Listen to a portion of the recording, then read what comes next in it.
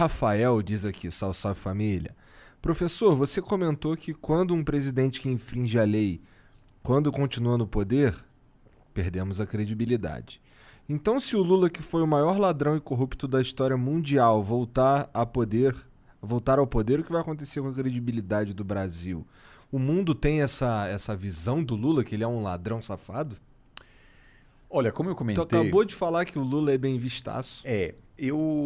claro, assim, eu acho que na região da América do Sul, sobretudo, os escândalos da Odebrecht, Lava Jato em geral, revelou um lado negativo da liderança brasileira regional, né? Há uma percepção de que o Brasil exportou a corrupção. Então, eu lembro, por exemplo, alguns anos atrás que eu conversei com eu cheguei em Lima e o taxista falou: e aí, de onde você está vindo? Eu falei: de São Paulo e tal. Aí ele falou: você é da Odebrecht? Porque esses caras destruíram o nosso país. Enfim, uma percepção de que o Brasil se tornou tóxico, de certa maneira, exportando má governança, né? Então, na Colômbia, Peru, alguns países aqui na vizinhança, sim, aí realmente eu acho que aqueles casos de corrupção, sem dizer se houve um envolvimento pessoal do presidente, de fato afetaram a reputação do Brasil. Agora, sem entrar no mérito disso, mas apenas fazendo uma observação, o governo Lula tem uma reputação bastante positiva no exterior, porque, em parte, graças ao boom de commodities, mas também pelas políticas sociais de redução da pobreza, etc., e pela história, né, de ter, enfim, uma pessoa que nasce pobre, enfim, se transforma num líder sindical, depois vira presidente. Essa história é bastante conhecida e realmente foi no momento em que o Brasil tornou-se a bola da vez, realmente, né? Tornou-se um país muito popular e o Lula soube muito bem vender essa história. E realmente, naquela época, como o Obama bem disse, era um dos políticos mais bem vistos. Agora, tem, sobretudo entre financiadores, alguma preocupação de que, sobretudo pelo que aconteceu a partir de 2010, que o governo Dilma não tem essa reputação tão boa assim e é muito associado ao colapso e uma gestão econômica insustentável. Né, obviamente também foi o fim do boom das commodities, mas eu acho que lá fora ainda há muitas dúvidas sobre que tipo de Lula vai assumir. Vai ser um Lula rancoroso. 2003, né, bastante, enfim, centrista, basicamente mantendo uma política econômica ortodoxa, né? Nomeou pessoas do mercado para posições-chave, ou uma pessoa vamos dizer, dos anos 80, 90, ou até algo mais parecido com o que a gente viu nos últimos anos do governo PT. Será que ele não fica puto de ter sido preso? Quantos anos ele ficou lá? Ficou um ano e pouco, né? Um ano e pouco? Então assim... Nem é tanto tempo assim, né? Eu não acho que tem uma romantização, mas, como eu disse, comparando os ânimos aqui internamente e perguntando interlocutores lá fora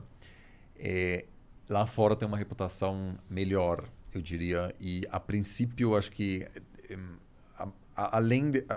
apesar desses casos de corrupção que afetaram mais o Brasil na vizinhança, acho que seria uma pessoa que teria a capacidade de superar esse isolamento que o país está sofrendo.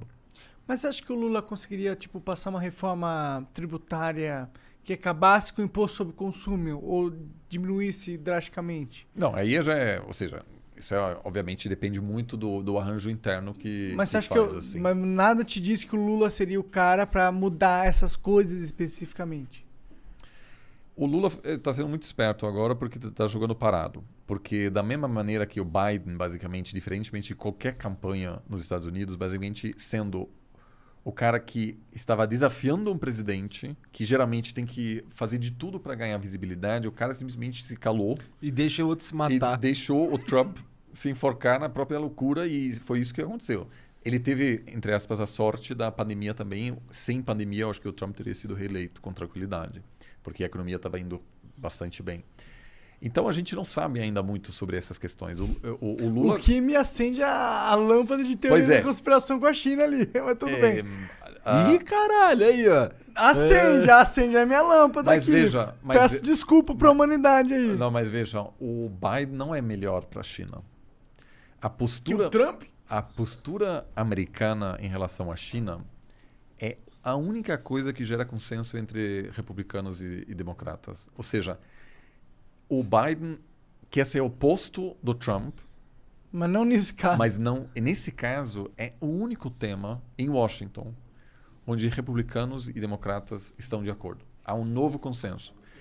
E eu lembro muito disso porque eu escrevi um livro 5 anos atrás sobre como a ascensão da China ia mudar o cenário, etc. E sempre houve uma divisão entre os chamados, que eles chamam em Washington de panda huggers, aqueles que abraçam o panda, que é pessoas um pouco mais, vamos dizer, que não são pró-China, mas assim, também veem na ascensão da China alguns aspectos positivos.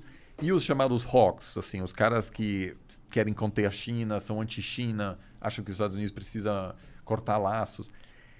E sempre estava bastante equilibrado entre esses dois grupos. Hoje, as pessoas com a postura mais radical dominam totalmente. Não há mais ninguém que, vamos dizer, diz, não, mas vamos tentar ter uma boa relação. Isso não existe mais. Da China, foda-se.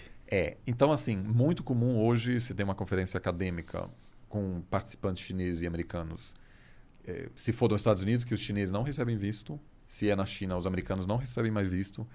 Os programas de doutorado nas faculdades americanas têm medo de aceitar alunos chineses, porque podem ser pessoas ligadas ao governo chinês. Então, assim, está tendo uma mudança radical e o Biden, eu diria, vai até piorar a relação bilateral. Então, se a China... Tinha uma esperança de meter um vírus e trocar o presidente para favorecer eles. Foi um tiro no pé. E outra, os chineses, vamos dizer, é sempre assim, a gente constrói a partir né, a gente agora conhece a história, mas você está supondo que os chineses sabiam que o Trump ia ser negacionista. Ele poderia ter dito... Demorou, vamos cuidar. Como a Angela Merkel, por exemplo, que no meio da pandemia aumentou a taxa de aprovação dela. Né? Então... eu acho que eles não têm essa saber que o Trump era meio besta, talvez não fosse tão difícil, tá ligado? Não, mas cara, ele poderia ter reagido. Não, é verdade, você tem razão. Eu não sei se tem muito a ver com o teu ramo de que tu manja e tal, mas pô, ó, aqui eu vejo o Lula também jogando calado e deixando o Bolsonaro se matar, mas pra mim parece um pouco parece um cálculo muito bem feito. Que é o seguinte, se você destrói o teu principal antagonista, que é o que vai te dar a chance de você ir pro segundo turno. Se você destrói esse cara, tu não fortalece um terceiro candidato, portanto é melhor jogar calado. É essa a razão pela qual a principal ameaça, o principal alvo de ataques do Bolsonaro é o Dória, porque o Bolsonaro não quer estar no segundo turno contra o Dória. Ele quer estar com o Lula. Então uma situação é que geralmente o segundo turno pune os radicais, os extremos, porque daí sempre surge alguém do meio, e aí, como na França, por exemplo, onde tem o cara centro-direita, Macron, contra a extrema-direita, aí vence sempre o moderado. Nesse caso específico, tem uma situação mais estranha que os dois lados principais querem evitar que surja alguém no meio. Apesar de que sempre assim, também eu acho que não dá para comparar muito o Lula e o Bolsonaro. Eu acho que não chegam ao mesmo grau de radicalismo, por exemplo. Né? O Lula governou, pode discordar do seu governo e pode dizer que, enfim, o país não avançou, mas não houve uma preocupação autoritária séria durante esse período. Né? Isso não é uma opinião pessoal, mas se vê nos índices da democracia brasileira que houve a grande maioria dos índices... Tanto que eles perderam e saíram fora. Né? Jogaram o jogo, né? Então, assim, mas sim, eu concordo. Eu acho que os dois querem se enfrentar, sem dúvida.